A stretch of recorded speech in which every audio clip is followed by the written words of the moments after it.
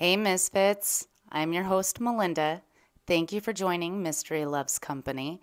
Now hold on to your butts as we go on another mysterious adventure. Let's see what today has in store for us.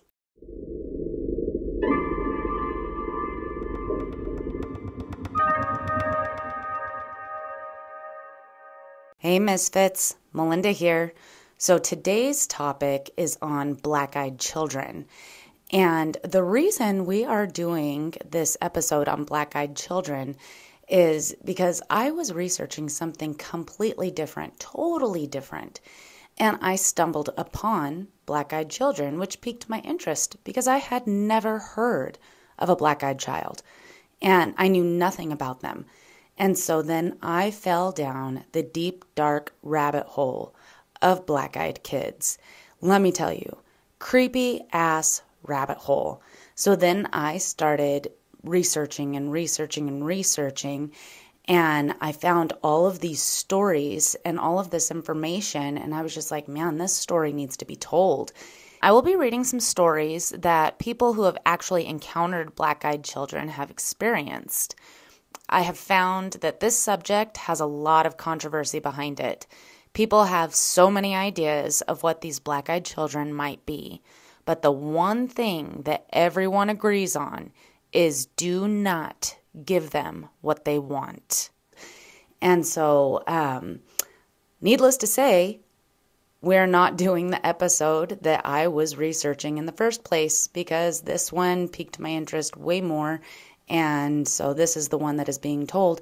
And then I ended up making a post on TikTok about it, and it blew up. So it seems like lots of people are actually interested in this, and lots of people don't even know about this.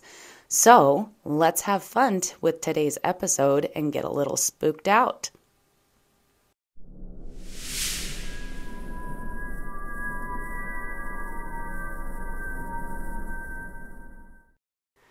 So I just want to preface all of this with a little short story of my own while I was doing my research. And let me tell you, this was like creepy research. And it was spooking me pretty hardcore. And so while I'm in the middle of it, it's late at night, all of a sudden, my dog runs to the door and starts snarling and like angry barking. And I would just like to say that anytime someone pulls onto my street, my dog will annoyingly bark his ass off. So I go look and see that a neighbor has turned onto our street. He will usually quiet down as, you know, when I walk up there and I look. But this time it's not an annoying bark. He has this certain bark that will actually scare me. And so instead of irritating me, he scared me, so I ran to the door, and I looked out the window next to the door, and there's nothing. But he's still upset and snarling, and he was so upset that he ended up choking himself, which was kind of funny, but still a little freaky. So after about 45 seconds of this, he then hacks and coughs because he's old, and he has exerted a ton of energy, and then he flops on the floor. I have no idea what freaked him out, but it was super shitty timing because, you know, late night creepy research and sleep. So, needless to say, when I went to bed, I was unnerved a little bit. But nothing happened, just so you all know. No black-eyed children came to my house that I'm aware of. I think my dog was probably just feeling the anxiety that I was feeling as I was doing my research, and maybe a cat ran by or something. I have no idea. But enough about that. So it is said that the first report on black-eyed children was from 1996. But in doing this research, I've seen reports from the 40s and 50s.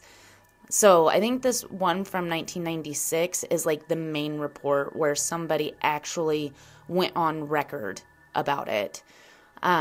And so just a couple of things that I have found out about these black-eyed children who are scary as shit.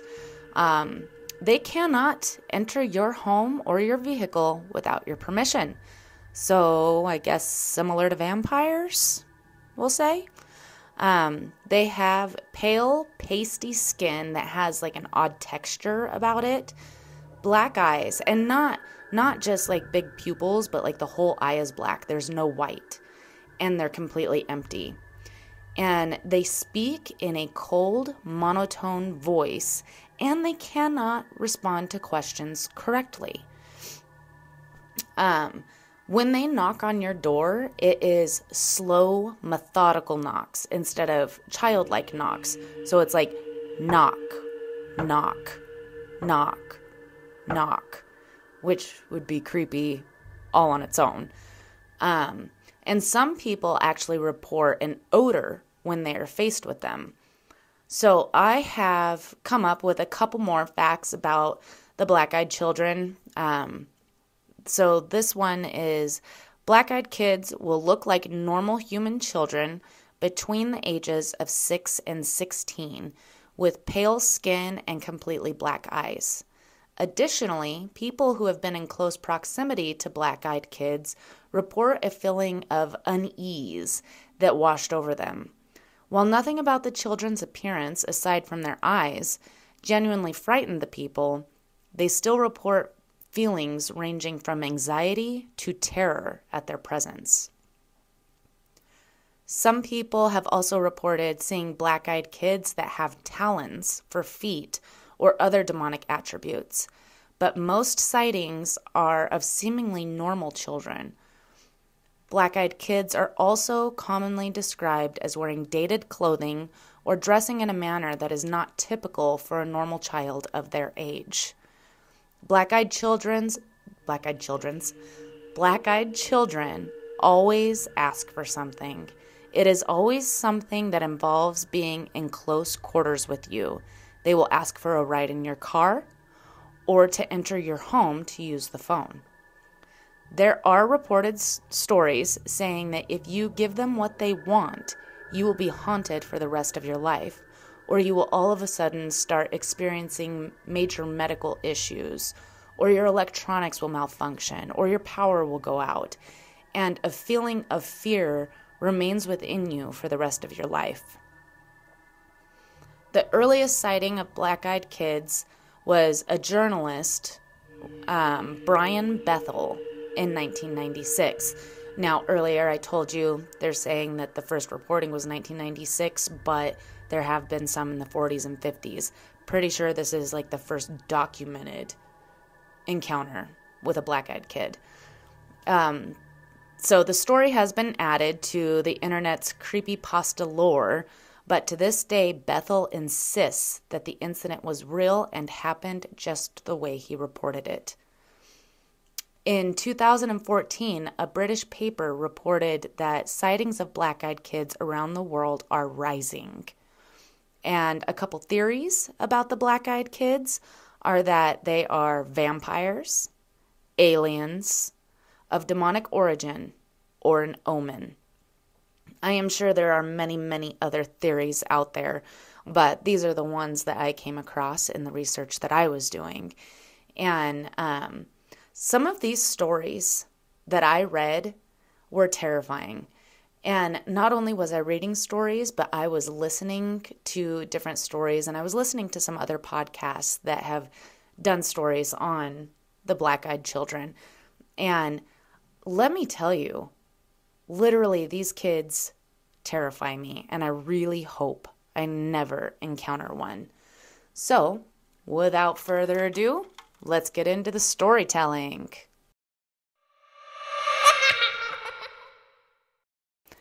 In the 1950s, there was a young man that lived down a dirt road with his parents. One day, while he was walking down this dirt road, he saw a young boy about 8 to 10 years old leaning against a fence post. This was a small community, and he knew everyone in town, but he did not recognize this kid. He decided to walk up to this young boy and ask if he needed help.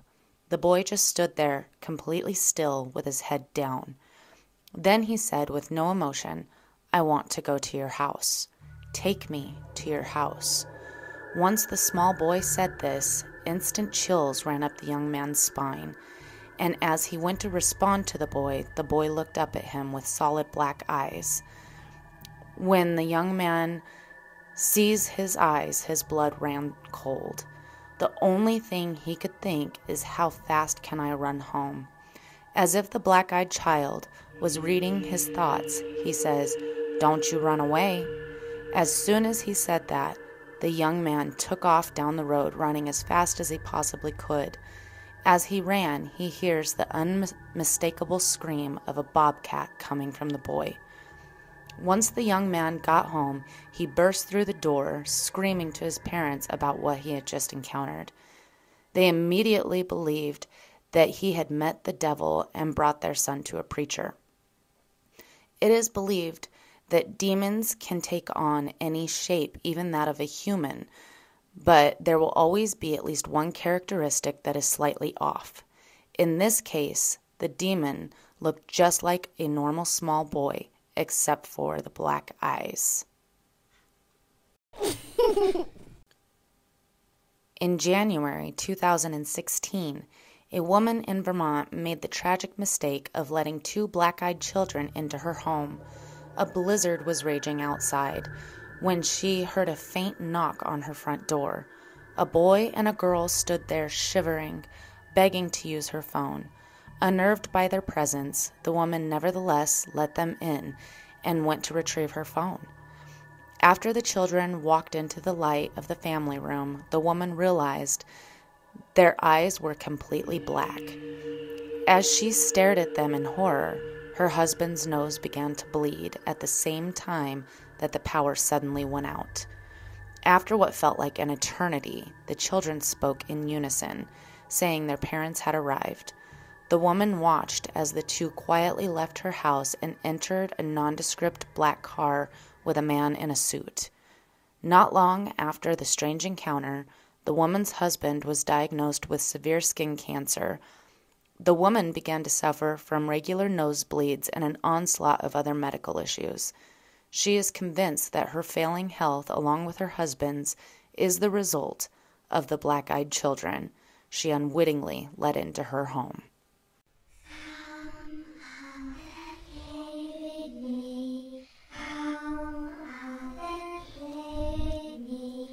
In 2010, a man known as Noatic encountered 2 black-eyed teenagers outside of his place of work. It was an ordinary July night in Ohio, and Noatic was in the middle of a night shift. Craving a cigarette, Noatic stepped outside the building and noticed 2 teenage boys across the street. As he smoked, he realized that the boys were staring at him.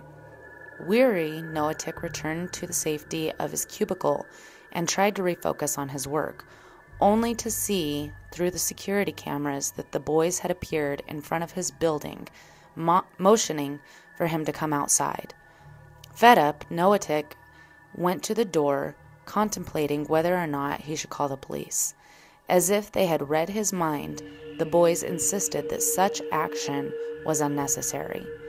As they needed to use the phone, Noatic refused.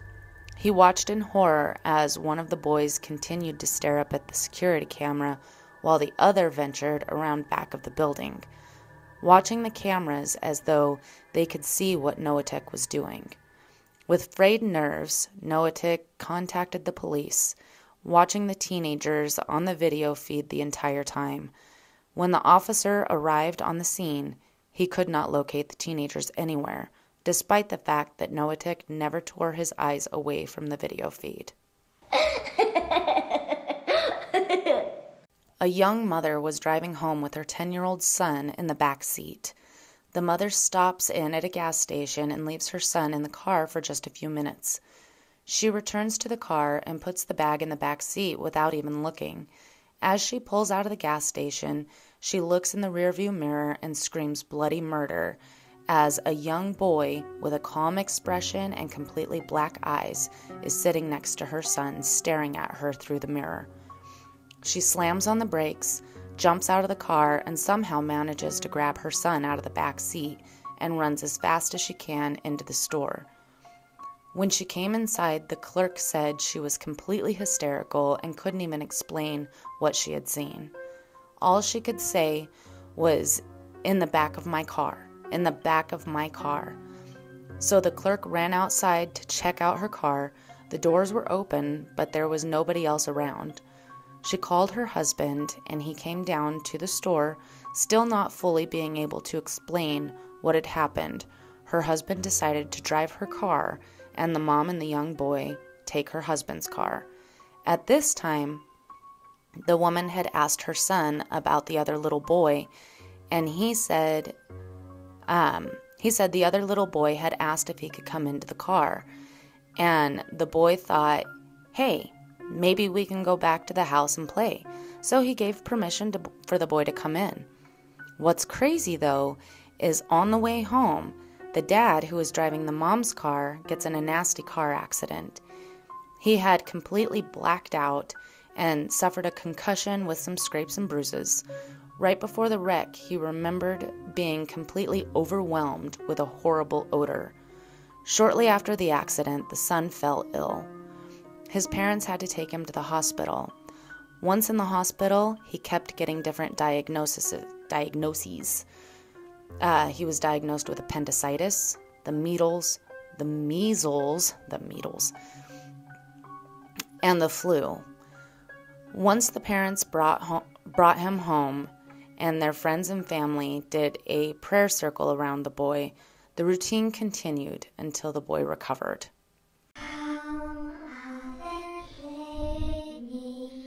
One October day, a man was walking up to his front door when he realized that his neighbor hadn't set out his typical array of Halloween decorations.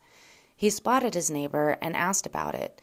The neighbor informed him that a terrifying experience from the year prior deterred him from participating in Halloween that year.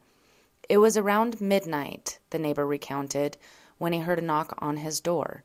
Thinking it was a band of late-night trick-or-treaters, the man grabbed the bowl of candy and shuffled to the door. He swung the door open and was about to greet the two male teens when his body became rigid with fear. Both boys had pitch-black eyes, void of anything white around their irises. One of the boys asked to come in and use the phone. Luckily, as he was so overwhelmed with dread, the man refused.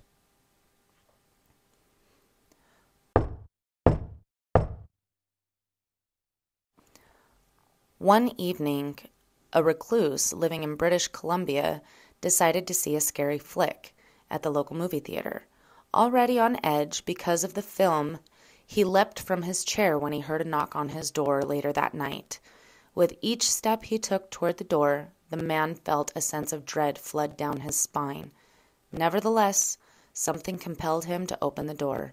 Standing on the front porch was a beautiful teenage girl. The man guessed she was around 6 feet tall, and she had beautiful blonde hair. "May I enter the premises?" the girl asked, looking up at the man with solid black eyes. Horrified by what he saw, the man screamed and slammed the door in her face. He marched to his bedroom, pulled out a gun, and sat in a chair in the corner until morning. Hours later, the man went to retrieve his mail. The black-eyed teen was nowhere to be found, but the word "soon" was etched into his front door.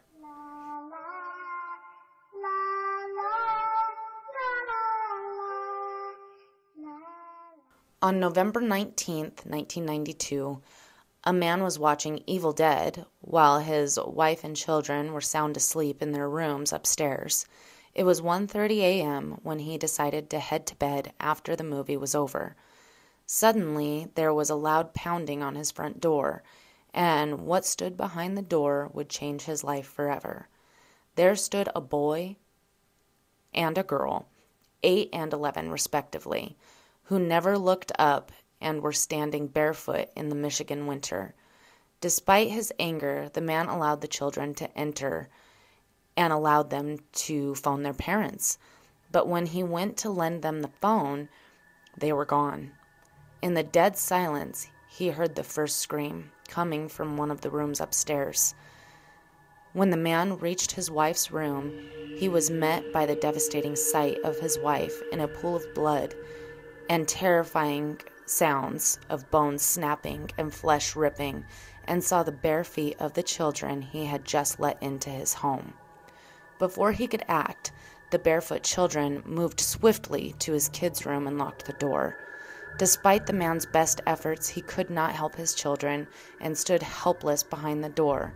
When the act was done, the door slowly creaked open, and there stood the barefoot children covered in blood. They stood defiantly with awful grins and eyes completely black like the devil himself.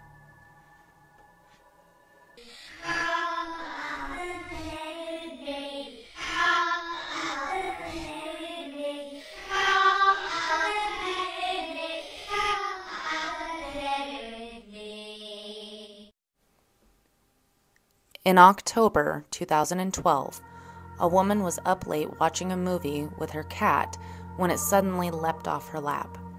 The woman was left stunned as she followed her cat into the laundry room, but the cat refused to leave from its spot between the machines. Suddenly, the woman heard knocks on her front door and figured it was late-night trick-or-treaters. When she opened the door, the woman was met by 2 children, a boy and a girl. However, there was something strange about the children, who just stood there looking into her house, not wearing costumes or holding any buckets. The boy suddenly asked the woman if her cat had left, which arose concern in the woman. Then the girl whispered to the woman, "We need to get inside." The boy was staring at her and grinning. Feeling fearful, she noticed that their eyes were completely black. The woman shut the door and called the police. The police only found footprints that led into the forest behind the woman's home. It wasn't until months later that the woman found a makeshift bed in her gardening shed. It almost felt like a dream. I woke up to my dog Lucy barking. She was upright on the bed where my husband and I were sleeping with our 22-month-old daughter. Staring at our door like an unknown stranger was out there rummaging around. I thought she was just freaking out over a house noise. We'd only had her for 3 months and she was still a puppy. It could have been anything: our roommate, a creak from the house settling, the awnings moving outside in the breeze. I wasn't too concerned initially. I decided the best bet would be to open the door and show her nothing was there. It sounds silly, but it's what we do with our daughter when she gets scared, and I figured it should work with a puppy too. I opened the door, and she raced to the front door. She stood there snarling at the door. It was an angry, violent growl, one I had never heard her make before. I looked groggily at her and opened the baby gate blocking the doorway, planning to open the door and show her everything was okay. The second my hand reached for the deadbolt, Lucy went wild. She started barking and jumped toward me. And when I touched the metal, she suddenly changed her temper. She whimpered, almost like she was afraid, and backing down. As her mannerism changed, so did mine. I wasn't calm anymore. My heart was racing and sinking at the same time. I had been flooded with a mixture of fear and dread. I looked through the peephole. I can't explain why I looked, but I did. Outside were 2 kids. One was just a smidgen shorter than me and didn't look much younger. I'm 21, and she looked to be around 16 or 17. She was slender and pale. Her hair was a light shade of honey blonde, and she wore it long, about mid-back, with long, thin, blunt bangs in the front that covered most of her eyes. She wore jeans, a light wash that's popular right now, and a thin-looking olive-colored pullover-style hoodie. She held the hand of a small girl who looked to be around 3 or 4, in the same style of jeans and a button-down ivory cardigan. The smaller one looked at the floor shyly, but had the same shade of hair tied back in a ponytail. She held a stuffed toy under her free arm, and it was identical to the one my daughter has, as was their style of dress. Had it not been for the feeling of overwhelming dread and fear, I probably would have asked these children in and given them some tea or hot chocolate to get them out of the bitter cold. Something about them seemed off. At this point, I hadn't made any noise, I hadn't shushed the dog or grumbled, nothing. I hadn't turned on any lights. These kids had no indicators I was at the door. The older one spoke. She had a voice that was mature, confident, strong, and accentless. She held her head tilted downward, and I couldn't see her eyes. She said, "We have to use your phone." I stood frozen in fear. How did she know I was there? She raised her head to face me directly, and that's when I saw her eyes. There was a reason I couldn't see them through her bangs before. They were black, or midnight blue, or a dark, dark purple. They were otherworldly. She said, "Our mother is worried." As someone who has always been interested in creepy stories, I knew what she was the second she looked at me through the door.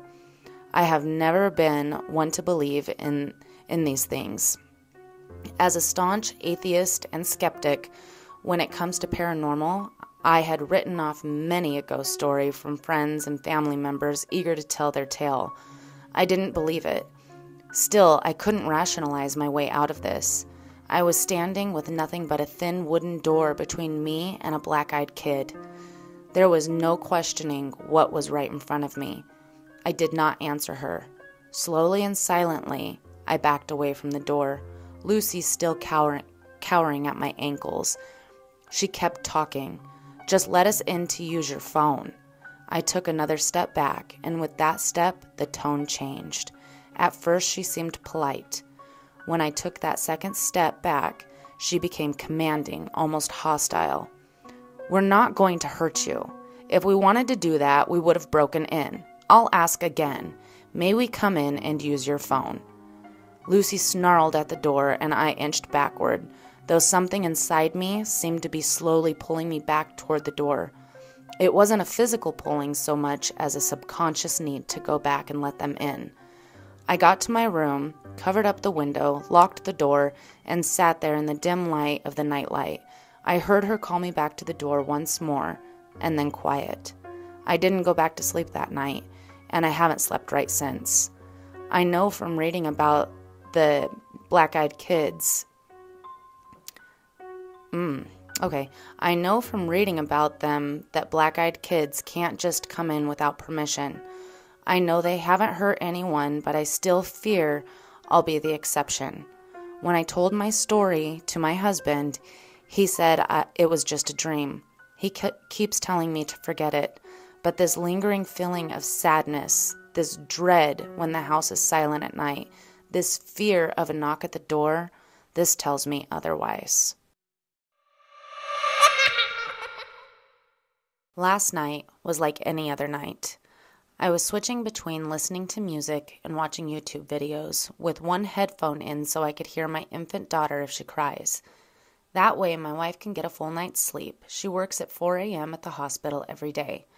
When I decide to go lay down in the spare bed in the baby's room, just as I dozed off, I heard a thumping coming from the front porch. Startled at first, I opened my eyes wide and scanned the room. Realizing it was most likely my cat scratching himself on the front porch, I dozed back off. Then again the thumping. Damn cat! I got out of bed to run him off the porch, only to see he wasn't there anymore. Now that I was up again, I wasn't the least bit tired. I figured I'd get some tea and check Facebook while I'm up. Maybe finish the web series that I was watching on YouTube. A few minutes into the video, I felt the sudden urge to look up at the kitchen window. There they were, the tops of two short-statured people's heads cresting the stairs just above my window frame. The people were just short enough to not see in the window, but I could see out. I heard no footsteps on my porch as my stomach turned. But the knock was a steady, hollow thump. The very same thump I had just blamed on my cat. Deciding it was best not to answer, I shut my laptop and crept by the back door to the baby's room. I assumed it was some of the people from the low-income housing across the road from me that were high or hiding from cops or maybe looking for my cousin who stays with me often and has many friends over there. The last thing I needed was to try to explain to two stoners that I was trying to sleep, even though it was 2 a.m. It wasn't until I got to my daughter's room that the creepiness set in. The thump had moved from the kitchen to the bedroom windows. Both windows, a room apart, thumping in perfect time. These stoners were going to wake up my daughter if I didn't run them off now. Pissed off, I went to the kitchen, unlocked and opened the door, ready to run around to the side of the house and kick some little idiot's ass. It happened then. Standing there looking up at me were two 10 or 11-year-old boys. The feeling of dread and the smell of mold almost made me vomit. The smaller of the two then spoke. May we use your telegraph?" "Huh?" I just stared blankly at these boys, horrified of what I then realized. Their eyes were pitch black. He asked again to use my telegraph. There wasn't a sound to be heard. No crickets chirping, no dogs barking, no cars driving by, nothing. I tried to play it cool and ignore the fact that he didn't say telephone or phone or cell, anything that would have made any sense of the situation, and calmly replied, "I don't have service at my house, sorry." The expressions on their faces turned to rage as I finished my sentence. Swiftly, I shut the door and locked it as quickly as I could, then stumbled back to protect my daughter. I picked her up from the crib and held her close. The fact that she didn't wake up freaked me out the most, but I managed to gather my senses enough to make sure she was still breathing and warm. Everything seemed okay with her. The thumping on the windows was back.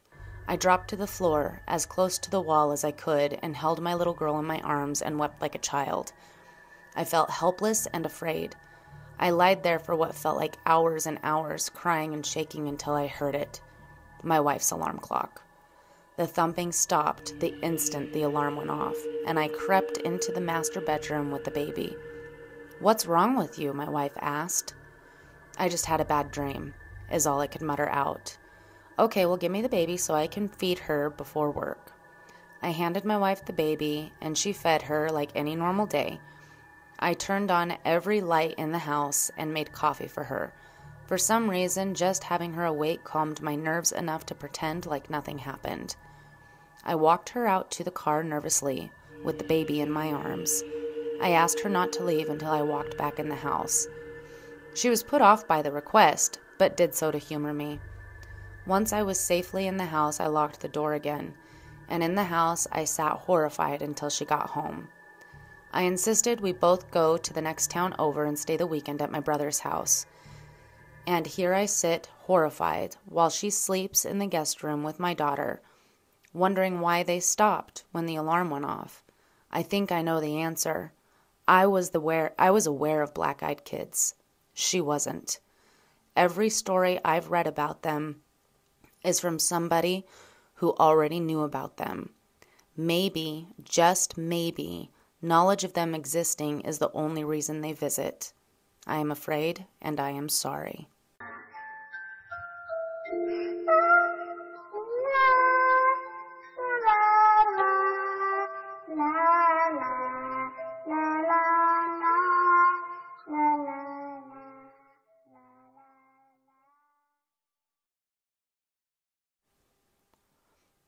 It was 1 a.m, and I was a little late on walking my dog Dakota. She's a 3-year-old German Shepherd and very tame for a big dog. Not in my entire time having her have I seen her run up to anyone. She gets very nervous around strangers. I live very close to a large park that leads into a hiking trail. There's a large area that used to be a baseball field and a big entrance into the wilderness surrounded by the trees and darkness. Here is where I let Dakota off the leash and follow behind her as she sniffs around trying to find a spot to do her thing. This night was different, though. As soon as I take off her leash, she jolts into high speed toward the trail opening. I know many of you are judging me for letting a dog off its leash, and trust me, I know I shouldn't do it, but it's one of those things you just don't tell people you do, like littering or U-turns. Plus, this was completely out of character for her, and all I could think was if she goes in there and doesn't come back, I don't think I can go after her. I was not about to get lost in a pitch black darkness on a freezing cold night to get eaten by some mountain lions. I'd wait for her and probably call my roommate and tell him I'd be taking longer. But she didn't go in. She was about 8 feet from the entrance when I see a tall, dark figure calmly walk out of the darkness. Anyone else would have probably freaked the fuck out right there. Some creep walking out of the woods at this hour? Hell no. But I'm in pretty good shape. I'm 6'5", and if anything, people are usually more scared of me than I am of them. Plus, the random weirdo isn't rare in LA, even if it is the middle-class, good suburban neighborhood. So I call for Dakota, but she doesn't move. I have never seen a dog literally follow someone with their gaze, never breaking contact. It just didn't make sense. That was where the uneasiness first kicked in, but it wasn't anything serious. It was just really strange. I started jogging toward her when I noticed it's a girl, about 17 to 20 years old, around 5'9". And from what I could see, she was stunning. Long legs, beautiful body, short dark hair almost reaching her shoulders in a tousled, sexy kind of way. Her long, messy bangs framing her face as she stopped walking to look at Dakota for a second. Couldn't make out her face really, but I didn't see a death pale girl in a white dress floating like your stereotypical dead girl. I saw a stunning girl in skin-tight dark jeans, boots, a dark leather jacket, and from what I could tell, she had a light complexion, but by no means did she look like a ghost. My first thought was maybe if we talk I can get her number, but then I remembered this girl had just walked out of the hiking trail in the middle of the night.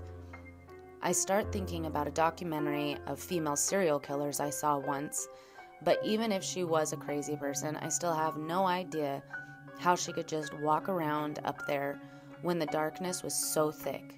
I doubt you could see 1 foot in front of you.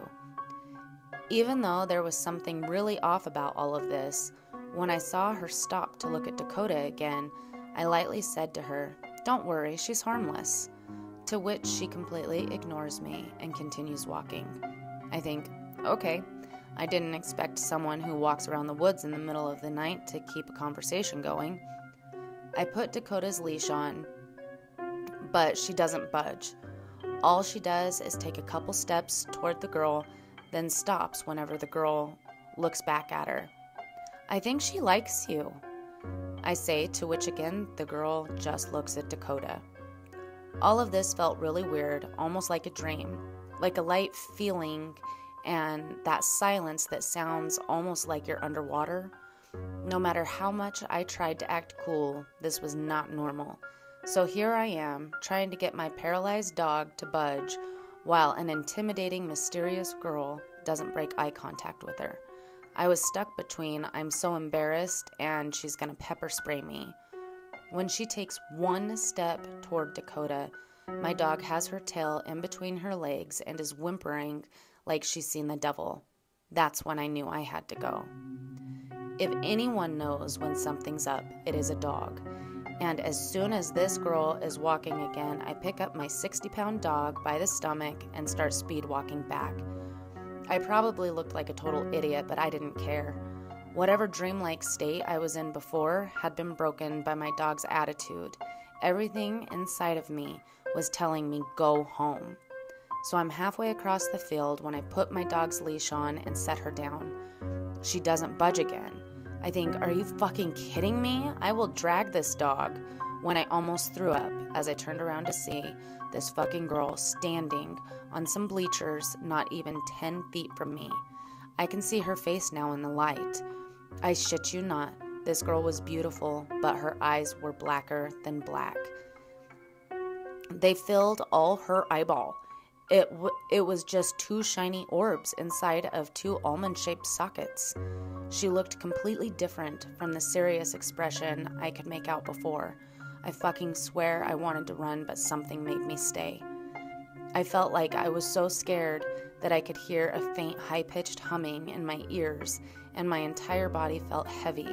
I wanted to run more than anything. I could have thought, oh, a strange chick in Halloween contacts, but I cannot explain the feeling of absolute paralyzing horror I experienced without any rationalization. I didn't have time to. These feelings hit me like a fucking train, and I hope to God I never feel as helpless and mortified as I did then. She was not human. She was not a regular girl. And to make things worse, this girl says in a sultry, sweet tone that I'd expected to sound like something from beyond the grave, "Does she bite?"